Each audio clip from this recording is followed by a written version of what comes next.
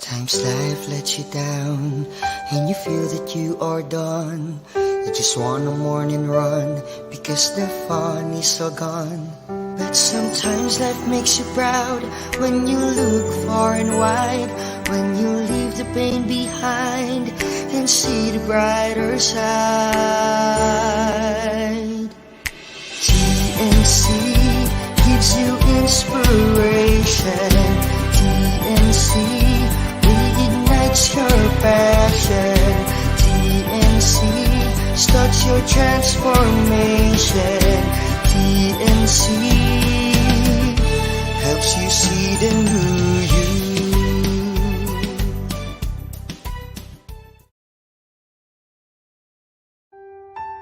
The new channel.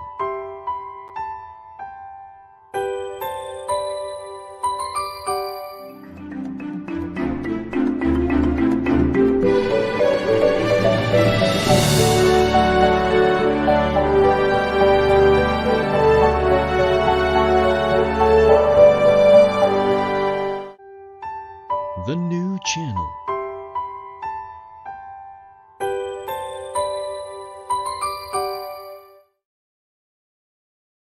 The views, opinions, and insights expressed in the following show are those of the hosts, producers, guests, and viewers.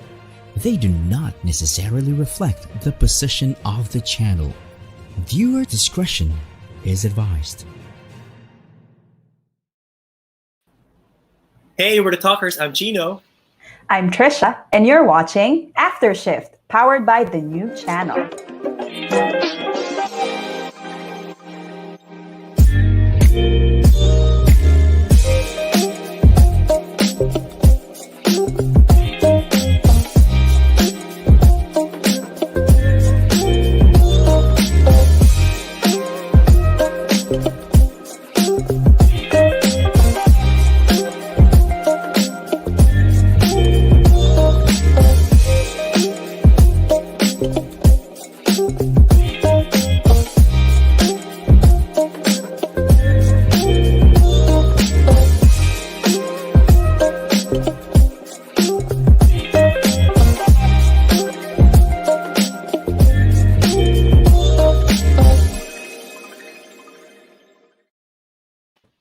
Helping you see the new you. Yun! Na-shoot ko din. Naputol kanina eh. Hindi na ko nasabi. Very malakas yun eh. But anyway, welcome again to another Wednesday night. And this is our 9th episode. So happy again to bring this episode to you guys. Catch us live every Wednesday and Friday night at 8:30 to 9:30 p.m. on the new channel. And by the way, guys, we highly encourage you to place your comments and your questions for our guest today. And I also want to share our previous episode. If you guys failed to catch our previous episode with Nikki Normanson, please make sure that you go to the new channel, whether it be on Facebook or on YouTube, so that you get to watch that episode again with Nikki Normanson. Ang dami namin natutunan ni Tricia dyan about her stance when it comes to being a trans woman, equality, and of course, partying there in Japan. So, yeah, Right. saya. That was really a fun episode. Most importantly, Chino, yung self-love, diba? And Of course. accepting yourself, diba? So Yes. if you are into that, ayun. Yes, in your heart. Ay, ganun pala, ganun. Korean. So, ayun. Yeah, so don't forget to watch that previous episode. Yeah. Yan. Trisha, how are you today? Ano bang happening? What's up? Wala. Okay naman. Ito, work from home. Dahil dyan, kung ano mga navigate ko sa sa Facebook. And Guys, have you seen? Hold on share ko lang. Itong si Trisha, pag naka-work from home or nasa bahay lang to, mahilig talaga itong mag-search lang on social media eh. And Hoy, baka wait lang hindi ako nagtatrabaho Wala. Nag-work naman to si Tricia. Doon po sa mga official si Tricia, doon sa mga higher ups. Nag-work po talaga si Tricia. Pero mahilig after shift mag-buting-ting ng social media. Tricia, sabi mo may share ka. Ano yung share mo sa amin today? Hindi, so I came across this post when, so there's a Facebook page ng Harvard University. So I'm not sure if you read this, no. So if you go to the Harvard University page, Facebook page, so they share pictures of what's happening in the campus, yung location sa campus, and ito namang mga Pinoy, I don't know anong naisip nila. So they started placing comments on that Facebook page. So nakakatawa lang kasi they started reminiscing their college years or their university years as if nag-aral talaga sila sa Harvard University. Harvard. So I'm not sure if you have seen it, pero nakakatawa lang talaga yung mga comments nila. Like there's a picture there ng isang guy na nakaupo under the tree, tas parang may nag-comment doon na Pinoy, yes, I remember this place. Dito ako nagbe-breakdown pag may issue ako sa professor ko, something like that. Actually, I saw a lot of the posts, and one particular post that stood out for me was yung ang daming luggage, tapos kakarating lang po namin, safe naman po kami dito, ayan, kakarating lang po namin kahapon, tata, yung mga ganyang post ba. Filipinos are really crazy when it comes to these kinds of things, yung mga memes and mga patawa. Very very joyful ang mga Pilipino. So sana hindi naman ma-offend yung mga tao natin diyan yung mga friends natin sa Harvard mismo. Don't get offended. Filipinos are just really very fond of these kinds of things. Pero we're just kidding around, pandemic ganun talaga. Oh. Baka bored, Chino. Ikaw ba, Chino, anong namimiss mo nung college? Mag-reminisce na rin tayo. Total, mag-reminisce na. Yeah, I just want to share yung yung mga hindi naman libre pero yung mga value meals nung college. Yung mga I remember mga tapsilog worth I think 30 pesos or 35 pesos na meals. Tapos yung mga sorry naman po, yung mga billiards na billiard hall or mga pool hall. Yan, mahilig ako diyan. Oh. Nagkakat ka ng classes, no? Hindi. Never ako nag-cut ng classes. Yata. Bibigay ko na lang kay Tricia yun. Ako very good, studios ako, guys. Pero aside from the pool hall, yung mga murang mga pagkain, and of course, yung mga tambayan because I studied in UST. Syempre yung basketball hindi mawawala. Napakahilig talaga ko sa basketball. So kung saan kami around the campus naglalaro ng basketball. Ikaw, Trish, how about you? Ako, tambay kasi ako, I studied sa yung university along Taft Avenue, so that's the Philippine Normal University. Okay. So, tambay ako ng Intramuros Wall. I'm not sure if you've been there. So, since history major ako, lagi kaming nakatambay din sa National Library to research, no? Wow! Pagkatapos niyan, lakad kami papuntang Intramuros Wall. So, doon naman kami tatambay. So, I think naalala ko, meron din kaming mga budget meal. Alam mo ba nung college kami, ang tawag nila may tawag sila sa mga strategies ko ng pagtitipid. Tawag nila tipid tips ni Tricia, parang gano'n. Tipid tip number 1. Kapag nauhaw ka, huwag ka nang bumili ng soft drinks. Pumunta ka sa kantin at kumuha ng libreng tubig. Aba, pwede. Ako, I'm sure dami mong friends because of your tipid tips, no? Ang dami sumama sa'yo at nakibaka sa tipid tips mo. May tipid tip number 2 din ako. Go. Huwag kang bumili ng food. Instead, makitikim ka ng food nila.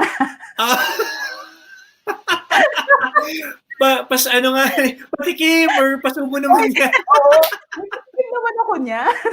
Grabe. Guys, two tipid tips. So yung mga millennials, particularly yung mga studying people natin na nanonood ngayon, ayan, 2 tips from Tricia. Sundin niyo yan. I'm sure effective yan. Na-survive ko nga in college, di ba? Tapos I remember na I tried out din sa volleyball team. Pero since I live in Caloocan, sobrang aga ng training, so that would start ng 6 a.m. So I need to go to school siguro ng around 5. So hindi ko kinaya after the first tryout, hindi na ako bumalik. Hindi na bumalik. Hindi na. I think sayang naman. Wala, ang hirap. Hindi ko kaya. Hindi ko kaya gumising ng maaga. Ikaw, Chino, nag-tryout ka din ba sa basketball team dati? Actually, I did try.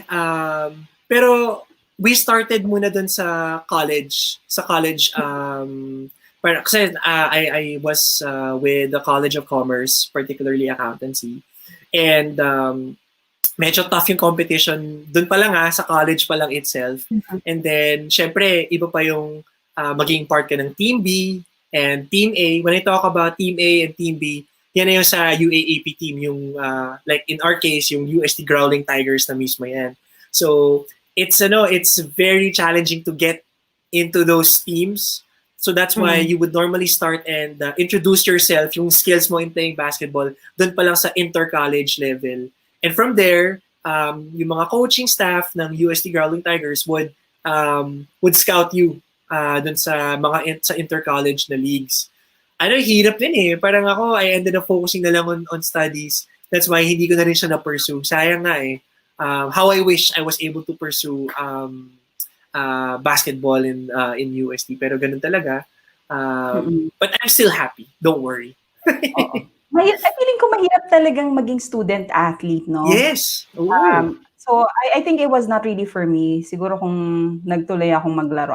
Kasi twice a day yung practice noon. So you have one practice early in the morning, tapos after noon, meron ka ulit practice. Tapos I live in Caloocan. So it's not really for me, I think. Grabe. Mahirap talaga siya. Kaya Grabe pa rin saludo sa ako inyo. dun sa mga student athletes. Oh yeah. Salute to the student athletes. Grabe pala yung experience mo na 2 practices in one day. Yes. What I experienced when I was in high school was only 1 practice every day, pero that's 6 days a week. Tapos minimum is 4 hours. So around 4 to 5 hours yan worth of practice, whether it be training about your endurance, calisthenics, dribbling skills, shooting skills. So grabe, matindi talaga. Tapos at the same time, yun nga, you have to maintain a certain grade in order for you to keep your varsitarian status in school. Yeah, but you know what? It's great because we actually have a special guest tonight. Right. And our special guest is very much into sports, I would say. This guest of ours started his basketball career since he was in grade school and was part of the San Benda Mendiola team. He then moved to FEU Diliman Baby Tamaraws, wherein they became the Juniors UAAP Basketball first runner-up during his final year with them. During his college days, he moved back to start his stint with the Mapua Cardinals. Actually, it was formerly San Beda siya, but he ended up moving to Mapua Cardinals. And his career flourished as he was able to bag multiple awards, including the 2006 Nike Elite Defensive Player of the Year and 2007 NCAA Press Corps Rookie of the Year. Tapos after college, he played in the PBL, so Philippine Basketball League, and represented several teams, including the Magnolia Pure Water Wizards, that was in 2008 to 2009, Ascof Lagundi, 2009-2010, and of course the Pharex Bidang Generix. That's already in the PBA Developmental League. Tapos, during the 2014 PBA Draft, he was chosen by the Kia Motors, which was owned by Manny Pacquiao during that time. And our guest also represented the Philippine Navy Sea Lions basketball team from 2015 to 2017. And from 2017 to the present, our guest has several coaching stints, including becoming one of the assistant coaches of the Phoenix Fuel Masters of the PBA. And now, he is currently the head coach of the MPBL team, Rizal Xentromall Golden Coolers. Let's all welcome Coach Jonathan Banal. Banal. Hi guys. Hi, Thanks for Coach. inviting me. Hi Tricia and Chino. Yeah. Good evening. Yes, Coach Jonathan is actually from Dubai. Now, di ba? Nasa Dubai ka ngayon, Coach? Yes. Oo. After Kamusta na naman? dito, mga magpa-5 na. Magka-5 in the afternoon na. Oo. May in the 4 afternoon na. 4-hour difference yata 4-hour difference, yung Philippines and Dubai, no? So, kamusta ang dyan? Kamusta ang situation dyan sa Dubai, Coach, overall? Okay naman. Gumaganda na yung nila. Medyo parang normal na. Pero syempre, ingat pa din. Syempre, hindi maiwasan na magka-COVID cases. Pero ang ganda dito, parang normal na. Tapos, ayun, at least nakakapag-basketball na dito. Nakakapag-exercise na. Nice. Oo nga, no? Kasi, again, with the pandemic, a lot of people are trying to find ways on how they can be healthier, how they can maintain their physique, right? Pero Right. wala akong panlaban sa physique ni Coach Jonathan. So, yun nga, at least in your case, Coach, you're able to still find time to really, stay healthy and stay fit, by playing basketball there in Dubai. I think Tricia kasi curious si Tricia kanina, she was asking me about the MPBL. So Tricia, ano ba yung question mo kanina about the MPBL? Wala pa, Chino. Kanina may question kanina. Actually, yung first question natin. Actually, ito yung question ko kay Coach. Kasi di ba kanina we were talking about being a student athlete and you were a student athlete. Yes. So paano mo na balance yung yung time for playing tapos yung ACADS during the time that you were playing?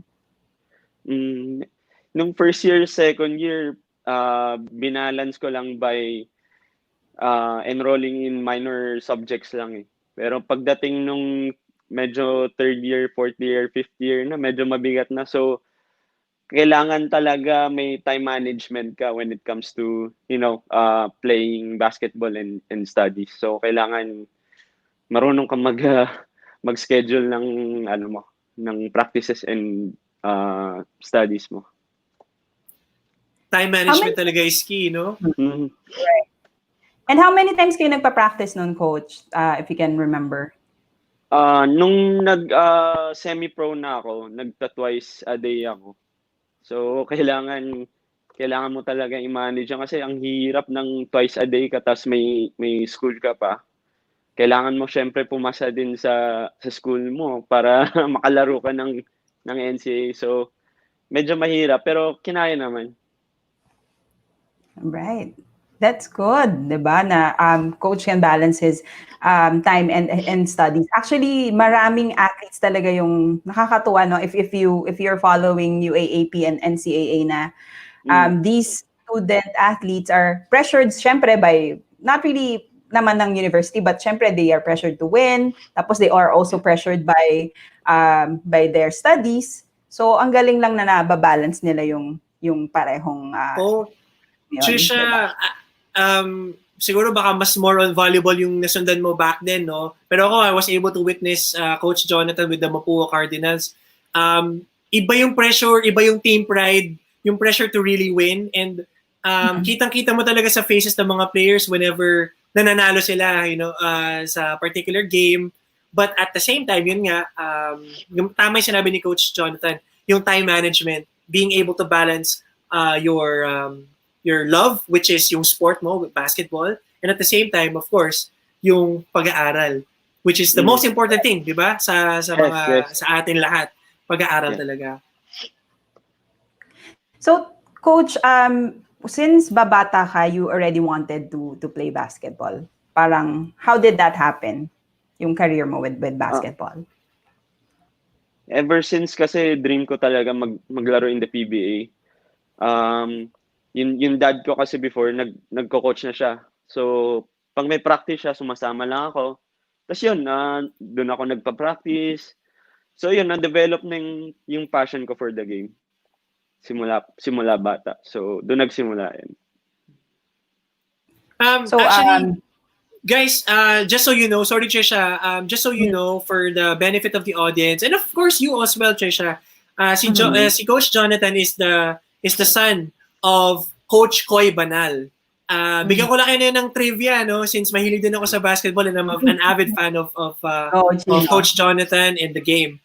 Si Coach Koy Banal was actually the one who led the San Beda Red Lions to a championship, a first ever championship in the NCAA. After, 28 years ba yun? Tama, Coach? 28 years, yeah. Oh, after 28 years, tama pa rin yung memory ko. After 28 years. And after that championship, nagdire-diretso na yung success talaga ng San Beda Red Lions eh. So, and at the same time, same with Coach Jonathan, naging successful din siya sa NCAA. although kalaban yung San Beda because he went to Mapua, he didn't allow that na parang okay, just because si Dad nasa kabilang team, ako nasa kabilang team, hahayaan ko na silang manalo. Si Coach Jonathan back then was really fierce, and that's the reason as to why he was able to win multiple awards during that time, no, because of his skill and his really his passion, for the game. So again, Coach, sobrang saludo ko sa'yo. I've seen how you've grown as a player, and I'm sure ang dami pang fans, ang daming gustong malaman pa kung anong pang nangyari, tungkol sa career mo, Coach. Siguro I have a question, and this question is about from being a player to being a coach. So now you're actually a head coach of one of the teams in the MPBL. Doon sa mga hindi nakakalam, MPBL is the league of Manny Pacquiao, the Manny Pacquiao Basketball League. And this is a very... Maharlika Basketball League. And sobrang uprising tong league na to kasi ang dami mga players na hindi nakakapasok sa PBA who are able to play in the league. And you are one of the head coaches of the team, particularly Rizal. So how was that transition, Coach, from being a basketball player and now becoming a head coach of one of the teams of the MPBL? Nung nag-a-assistant kasi ako, nakikita ko na yung hirap ng mga coaches eh. Like my dad, nung naging coach siya sa PBA, naging assistant niya ako, nakita ko yung stress. Pero, alam mo yun, kung passionate ka sa ginagawa mo, medyo mawawala na yung stress eh. Pero, you just have to take it one day at a time, di ba? Kailangan mong matuto. Since I'm a new head coach, rookie head coach in the PBL, I just want to show that I belong sa coaching level nila. Yun, since bago ako, I want to compete kasi hindi porket bago ako, magpapatalo na ako. So, ayun, I just want to learn more about coaching. Galing, no? Again, it's not very often that you get to have players becoming coaches, head coaches for that matter. Yung iba, assistant coach, yung iba, strengthening coach or skills coach. Pero ito, head coaching job ang nakuha ni Coach Jonathan. Again, saludo ako sa iyo, Coach. Great job ka, and I'm sure a lot of people got inspired, with your journey from being a basketball player to now a head coach. Trish, tignan natin yung comment section. Ang daming nanonood from different parts of the Philippines and the world. Go ahead, Trish. Ayan, from Geraldine Ariola. Watching from Quezon City. Hi, Geraldine. Yan. From Ice. Ice. Oh,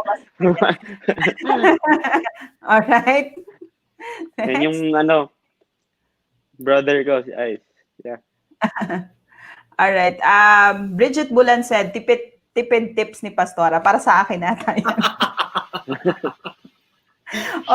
From Apple, Manansala, Chino, mag-flex ka daw.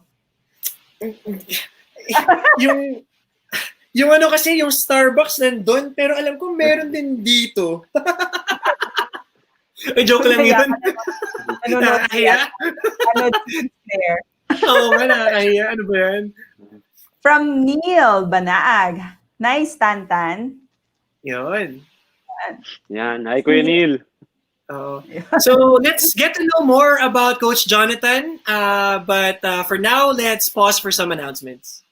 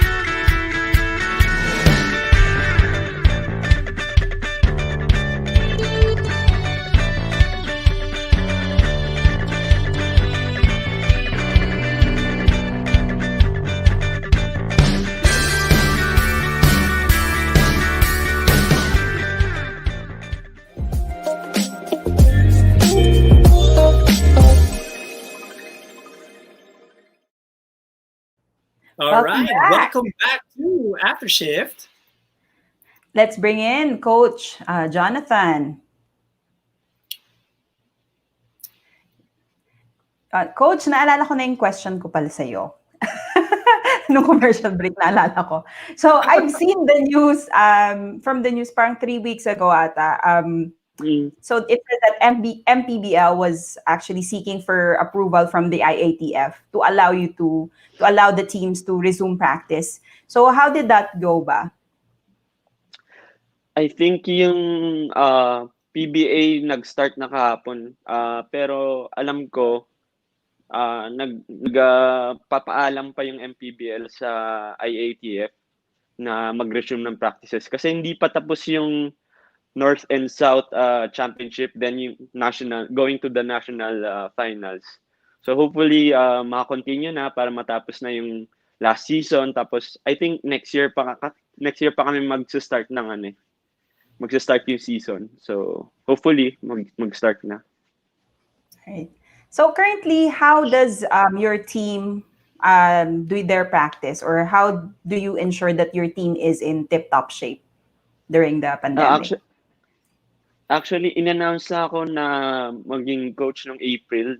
That's during the lockdown. Mm-hmm. So hindi pa kami nakakapag-practice. So I'm just recruiting now. Nagtatawag-tawag ako mga players na sa tingin ko makaka-help sa team.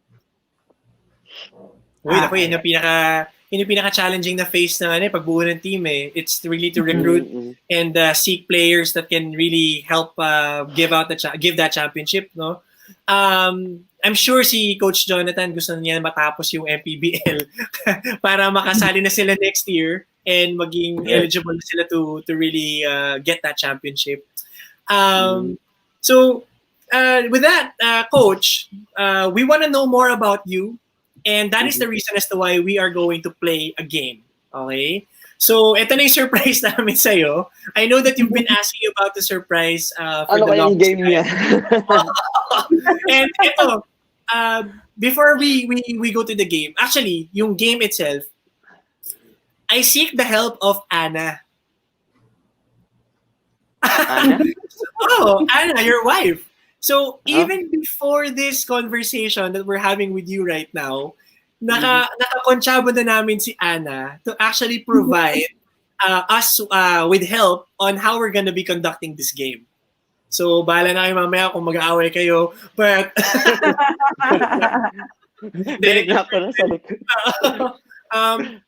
this game is actually called #this. Right. All right. So again, we seek the help of Anna, and she was able to help us with some pictures. Okay, nanggalongkat kami ng mga pictures that we believe obviously defines you as a person.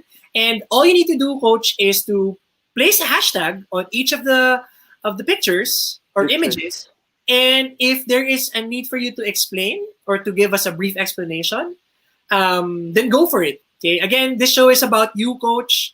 It's about chilling, and it's about your character. So, yun, bibigyan ka namin ng opportunity if, again, you need to do so. So, Coach, are you ready for the game? Ready. Ready. Okay. So, all right. First image, Coach.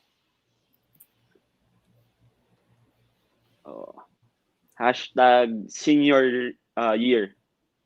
#senior year. Yeah. That was my last playing year in Mapua.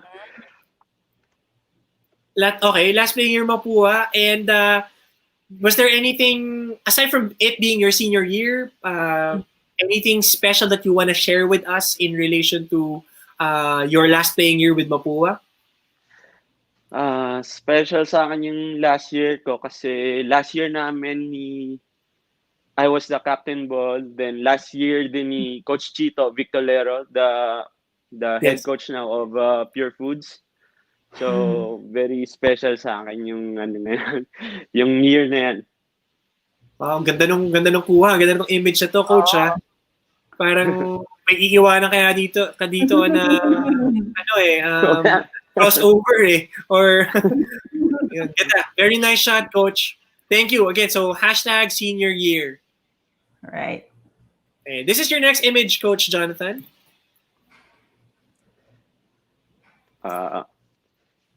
Hashtag cousins. Hashtag Because, cousins. yeah. Ano yan, very special din kasi yung PBA draft class na yan, I think it was the first time that they have drafted like 3 first cousins. So, very special sa family namin yan. Sa Banal clan niya. Tatlo kayo, Coach, na na-draft sa PBA. First First cousins. Magpipinsa. Oh. Si Gab Banal yan, tsaka si Frank Golia. Yes. May cousins. Yeah. Galing. So, magkakaibang team kayo, Coach? Yes, magkakaibang team. I think nakalagay Blackwater si Frank, and then Paraco Bull naman si Gab, no? Gab, yeah. And then Kia, of course, si Coach Jonathan. Galing. This is amazing. This is a great shot. So thank you again, Anna, for providing this image. Ganda. All right. This is your next image, Coach.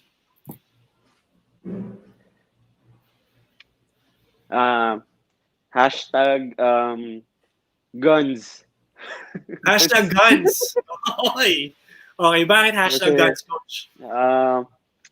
Kasi nagpapalaki kami ng katawan. Pinapalaki ko yung katawan ng brother ko. Pinapa-bulk up ko siya. So, yan, lagi ko siyang kasama sa gym. Nag-spend time ako sa kanya para mag-improve siya. So, hopefully, ma-push ko siya sa dream niya, sa goal niya. And that is to play college ball. Hopefully sa... Yeah. Yes. Coach, ikaw ba nagtitrain sa kanya? I mean, is this the kind of bonding that you have with your brother? Weights, basketball, and obviously training him, inspiring him to be in the PBA, in the very near future. Ito ba yun, Coach? Yes. Titrain ko siya pag, kunwari, walang practice or may free time. So, I try to motivate him as much as I can kasi bunso na namin siya eh. So, talagang pinupush ko yung brother ko. Kasi ilang years na lang, di ba? Mawawala na yung playing years niya. So, kailangan niya mag-push. So, hopefully, makalaro na siya. Oo, tama. So, good luck to Ice, no? Very nice picture also. Ganda. Right. Guns. Hashtag guns. Tricia, ikaw ba? May guns ka ba? Pakita mo nga yung guns mo, Tricia. Saan ba yung guns mo? Wala na. Ikaw meron, di ba? Kanina. Si Chino meron eh. Ano lang to? Parang may ano lang to? May tinapay lang to. Tapos tinakpan ko lang trying to. Hashtag trying to have guns. Yun ang akin. Yun. So again, thank you for this. Let's move on to the next image. Hashtag Yon. my love. Yun! Wow. Sobrang blessed ako sa wife ko kasi hindi niya ako pinabayaan nung nagkasakit ako. Nagkalupus ako 2 years ago. Sobrang blessed ako. Mahiyak. Uy! Coach, sorry naman. Hindi naman namin intention na paluhain ka dito sa show na to. Pero I sa boses lang ni Coach, I can feel na grabe yung yung intensity of how his wife impacted his life, obviously. So, ang ganda nito. My love, no, Coach? Tama ba? Yes. Oh, my love. Ayan. Tricia, hinahantay namin yung my love mo. Nasaan na ba? Mag-antay lang daw kayo. Coach, ano to, no? What is in Mexico? Yes, Chichen Itza yata. Yeah, oo. Yung pyramid doon. Yes. Nakayat niyo ba yan, Coach? Yung tok-tok? Hindi, bawal yatang umakyat. Tricia, umakyat ka? Hindi. Alam ko may isang location na parang pyramid din sa Mexico. Pero pwede kang umakyat. I think... Okay. Baka sa ibang place. Yan. But this is a nice picture, in fairness. Very, very, very Thank nice. you. Parang prenup yan na, coach. Ayun nga, parang prenup nga no? Kasal na kami dyan. Kasal na sila pero mukha pa rin prenup. Ang tindi. I know. All right. So, thank you for that. Hashtag my love. This is your last image, Coach.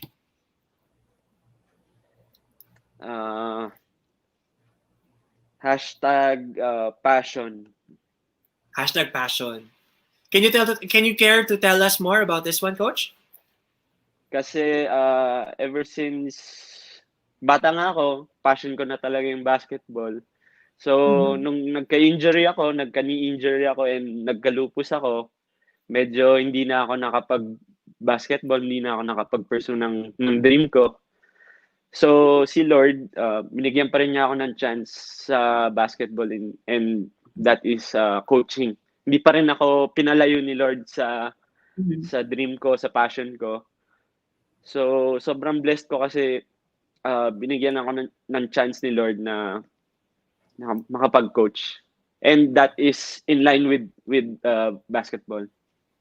Wow. Right. Alam mo, Intense yung game na dyan, mukha nga eh. It looks like an intense game. Pati si Coach, intense na intense. Oo. Parang gusto na pumasok ni Coach eh. Parang, lalaro na ako. Hindi tayo nakakalamang. Pasok na ako. Excite. Oo, na-excite. Pero this is, alam mo, so far my takeaway from this show, this episode, Tricia, is the fact that Coach was still able to do what he loves to do.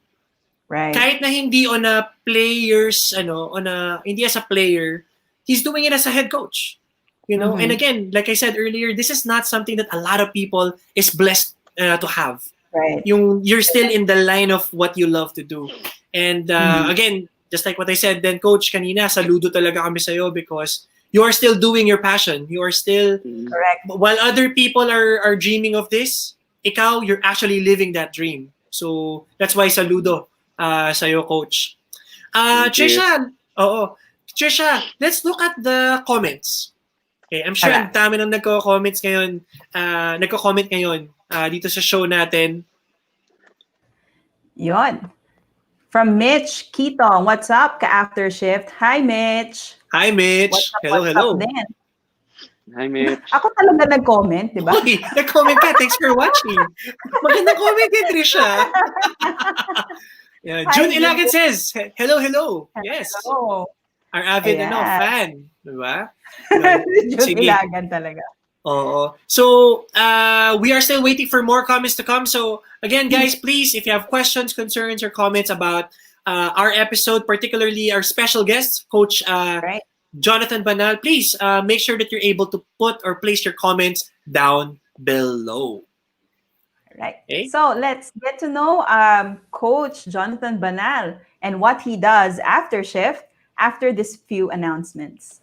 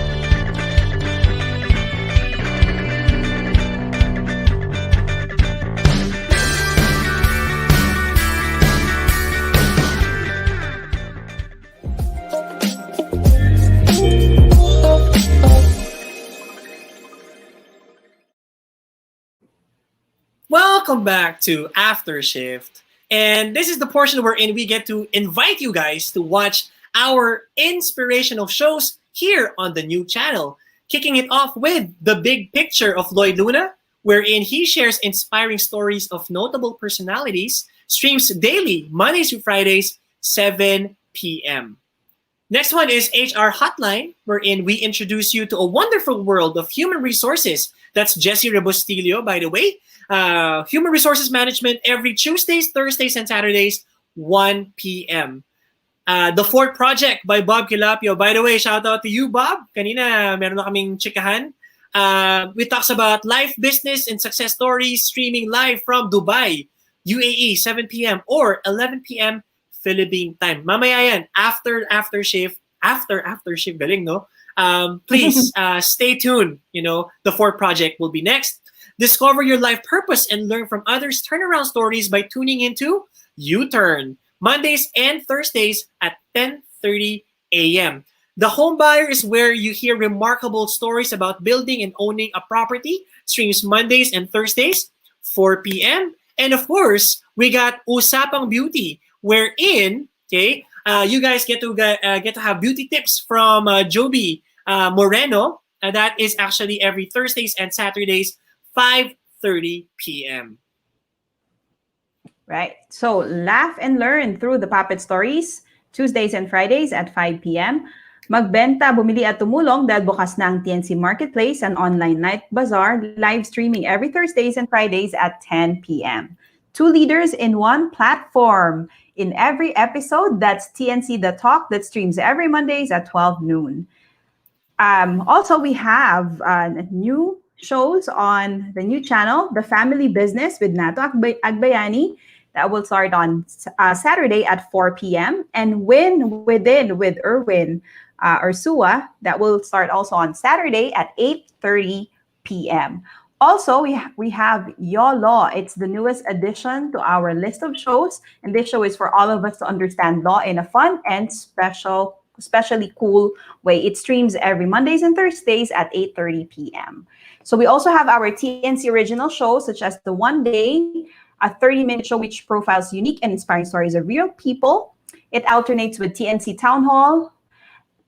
So this is the platform where we talk to you, our valued audience, on feedback about our shows on TNC. So please do not forget to follow or subscribe to TNC for more updates about our upcoming shows. All right. Yes. And world premiere of The Family Business with Nato Agbayani, August 29, Saturday, 4 p.m. Okay? Right. So I hope you guys get to enjoy that. Please stay tuned in. And if you guys enjoy watching, our show After Shift, please follow us on Facebook and on Instagram and on Twitter too, after_shift. Okay? Right. So again, guys, thank you so much. And let's bring Coach Jonathan back. Hi guys, Right. again. Okay ka ba dyan, Coach? Okay. Chill na chill si Coach Mamaya. Jonathan. Igigrill na daw ni Tricia. Igigrill na daw ni Tricia si Coach. So, Coach Jonathan, let's talk about the things that you do after shift. So, aside from playing basketball, do you play other sports ba as a hobby? Other sports? Wala eh. Basketball lang talaga. Basketball lang talaga. Basketball or going to the gym. You also go to the gym, diba? Yes, lagi. Just to, stay in shape. Ayoko nang lumobo kasi after I was diagnosed with lupus, medyo lumaki ako with steroids. So, kailangan ko i-maintain yung body ko. Ayoko nang medyo lumaki. Correct. So currently, Coach, ano yung mga exercises that you do? Do you have a home gym ba? Or parang you just have weights na meron ka sa bahay? Minsan, pag sa bahay, kami na wife ko nag-hit workout kami, ganyan. Nag-push up, score, ganyan. Pero may gym naman dun sa condo. So, ayun, we just work out pag may time. Galing. So, coach, you mentioned that you are doing it with family, right? Yung pag-workout, and you mentioned yung HIIT or high intensity, no? Any other things that you do with your family aside from hitting the gym and getting in shape? How did you With cope with this fam- pandemic, or what has been your activity with family? Prior and during the pandemic. In pandemic, we visit our family since malapit lang, since Mandaluyong area kami before. Nung bago pumunta dito sa Dubai, nag-visit kami sa mother-in-law ko, ganyan, sa mom ko, sa sisters ko. So, ayun, we just spend as much time as possible. Kasi hindi mo nga masabi kung ano mangyayari. So, just have to be grateful for the time na kasama sila. Right? Actually, Coach, thank you for sharing that. No, siguro this is a message that should be given to everybody, because we have kahit papano, aminin natin, di ba? Prior to the pandemic, we took the idea of spending time with family for granted, right? And this is one of the major lessons of this pandemic, na Yes. importante pala talaga yung family, or yung just the idea of being with family. Sobrang importante. And it gave us a lot of things to share. Marami pa rin tayo na discover about our family as we are in this pandemic. So siguro kung yun yung major na magandang nangyari about this pandemic, yung nagbuklod, diba? Tama ba? Trish, buklod tayo with our family members. Anyway, so thank you, Coach, for sharing that. So speaking of family members, so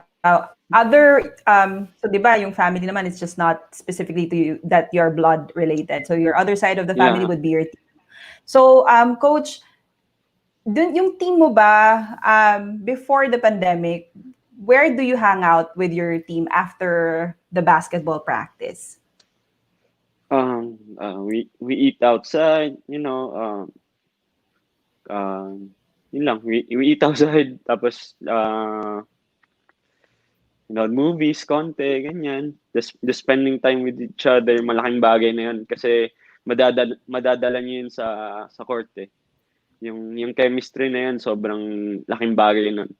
So, kailangan mag-spend time with your team din kasi makukuha mo yung love nila with that. Actually, I agree with that, Coach. And Tricia, the question here is, panalo ba o talo? Yun muna yung unang tanong eh. Pagka panalo, masaya, kain tayo sa labas, di ba? Let's hang out, let's bond, di ba? Pero pag talo, babalibag ni Coach yung clipboard niya. Hindi, joke lang, Coach. Joke lang. Pero di ba, syempre pag talo, kailangan may konting review as to what happened, usap-usap muna, di ba? Very crucial din ng team building talaga sa basketball team. I think volleyball team din, di ba, Tricia? Ganon din naman. Parang you guys also, when you were still playing, I'm sure you got to spend time with your teammates and with your coach.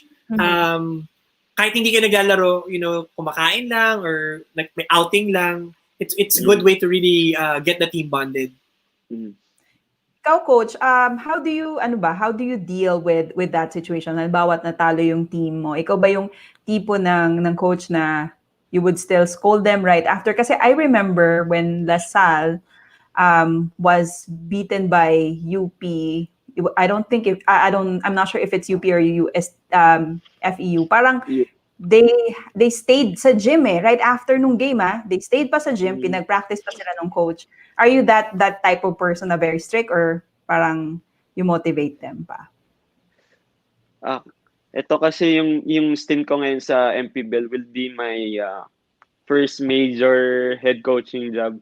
Last year I was the former coach of the Navy Go for Gold Lady Sailors. So hindi naman ako masyadong galit after the pagtalo kami, kailangan lang maging positive kasi kung madalas yung sasabihin mo, magiging negative din yung result eh. So, I try to be as much, I try to be possible as much as possible.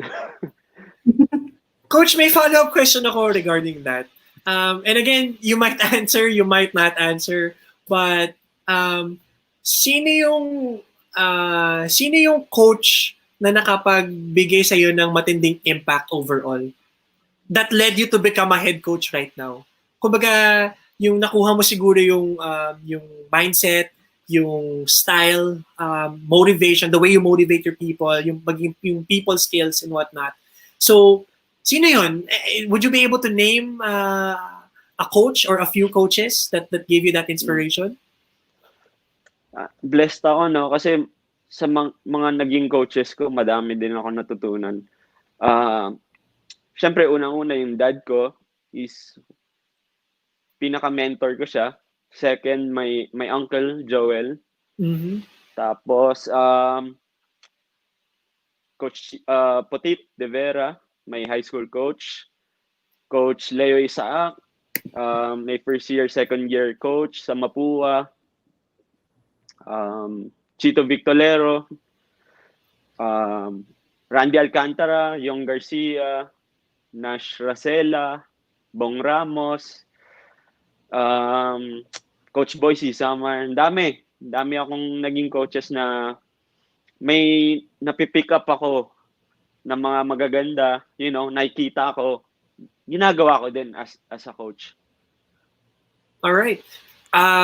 Coach, grabe lang yung mga names na sinabi mo ha. Ang bibigat ng mga pangalan na yun ha. And you started it off with obviously with Coach Koy Banal and Coach Joel Banal. Mga mga sikat to talaga na mga coaches in both the PBA and even the NCAA or even the UAAP, for that matter. And of course, you mentioned Nash Racela as well. Very talented coaches overall. And I'm pretty sure that your stint overall as a head coach moving forward with Rizal is going to be a successful one, simply because of the things that you got from these head coaches in the past. Now, Coach, siguro as a final word, for a lot of our athletes here, and I just want to mention this really quickly. Yung iba, it's a dream, for them to do this, to be a part of a certain team, to be a head coach, to be a basketball player, but you are living that dream. So our question to you, Coach, would be, what's your advice, for people who would want to be successful, in achieving their dream as an athlete? That not just basketball, but as an athlete overall. What advice or tips can you provide? Siguro number one tip lang is to never give up on your dream. Kasi pag nag-give up ka, wala na, mag-give up ka na lang. So if you're fighting for your dream, just keep on pushing kahit na mahirap, If you have problems, wag lang kayong bumigay sa problems kasi you will benefit from the problem. Pag nalagpasan yung problem na yun, it will test you. It will test you. So malaking bagay yun pag nalagpasan mo yung problem na yun. It will mold you. Tricia, thank you, Coach. Lagi na lang ako kinikilabutan pagka yung final word na nung guest Parang hindi ko maintindihan kung bakit antindi nung impact sa akin nung final word ng ating mga guests. But Tricia, your thoughts about it? I would agree with what Coach said, no? Kasi the tests that we face along the way in achieving our dreams, parang it strengthens you Also, you can use those hurdles or yung problems na yon, to power you forward in achieving your goals or your dreams. Like ako, I would say that kasi I really love playing tennis, and when I tore my ACL, yung reason ko kung bakit ako nagpa-reconstruct was because I wanted to play again.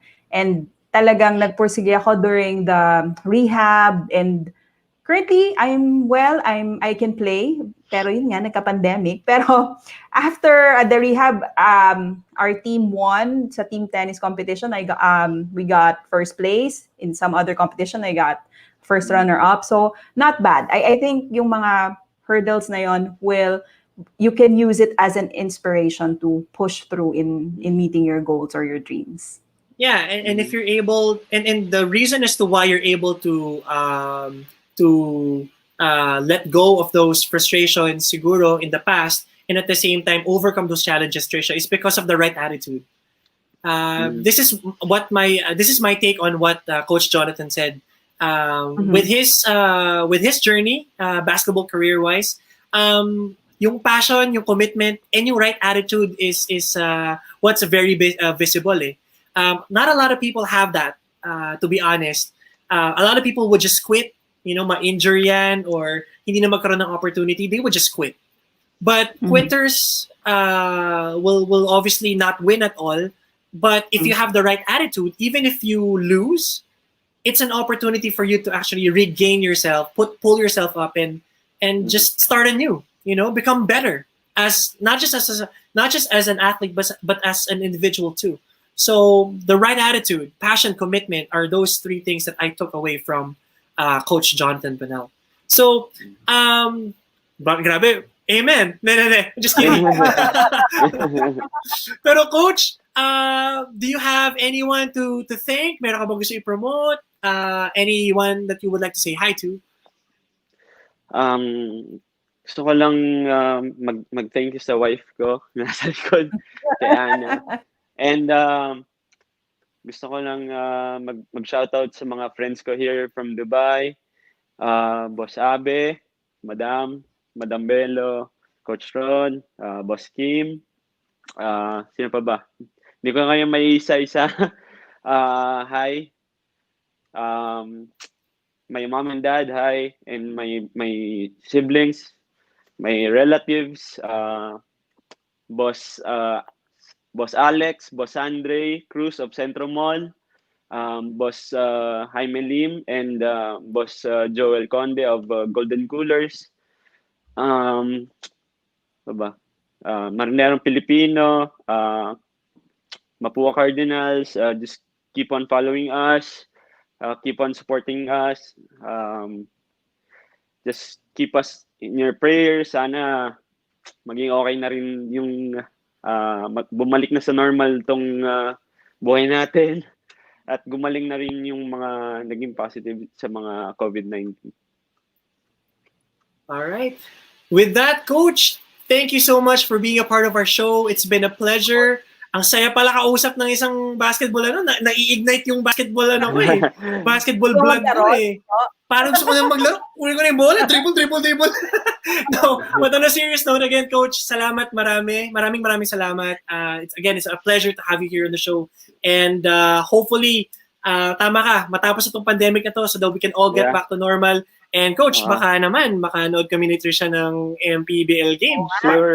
Bumalik na. Sure, Go Rizal! Go Rizal kami. Kahit taga-Caloocan ako, di ba? Kahit taga Mandaluyong, go Rizal pa rin tayo dyan pag si Coach Jonathan. Support nyo kami, ha? Support nyo kami. Syempre. Promote natin yan, Trish, yung Rizal. Yes. Again, thank you so much, Coach. And say hello to Ana as well. Send our regards to Ana. Again, thank you for having me. Thank you. All right. So, Tricia, is another umaatikabong episode. Again, ang daming energy, Chino, Oo, grabe yung energy. pag basketball pinag-uusapan, parang talagang hi pala kay Miss Joby Linsangan. She's watching. Usapang beauty. Ayun. Usapang beauty. Baka naman, Miss Joby, mga beauty products dyan. Miss Joby, nga pala, sorry naman. Baka naman meron kaning tips for guys na katulad ko na medyo haggard minsan looking eh. Gusto kong maging as fresh as Coach Jonathan. Sana mabigyan mo kami ng tips dyan. Anyway, catch us again on Friday, 8:30 p.m. for our Friday Boost Night. And don't forget to bring your drinks. And guys, please do stay tuned in because at 11 p.m., we will have the Fort Project by Bob Kilapio. So stay tuned for that, guys. And on Friday, ito yung matinding guest natin, Tricia. One of the maneuvers, okay? Job Angelo Zamora will be gracing us on Friday. So, Right. ready your drinks. Mapapasayaw ba tayo dyan, Chino? Papasayawin niyan tayo. Hindi ko nga alam, Trish eh. Pero sabi ko sa'yo, di ba, basta mag-ready ka lang. Baka mamaya bigla tayong gumanon. Yari tayo dyan. So, sige. There you go. Again, Friday Boost Night on Friday, 8:30 p.m., September 28. Thank you so much, guys. And August pa lang. Ay, August pa lang pala. Sorry naman. August pa lang. Excited na ako for September. Pero August 28, yan. Friday Boost Night. So with that, guys, Talkers, signing out. Thank you so much. Have a great night. Bye. Bye. Stay safe.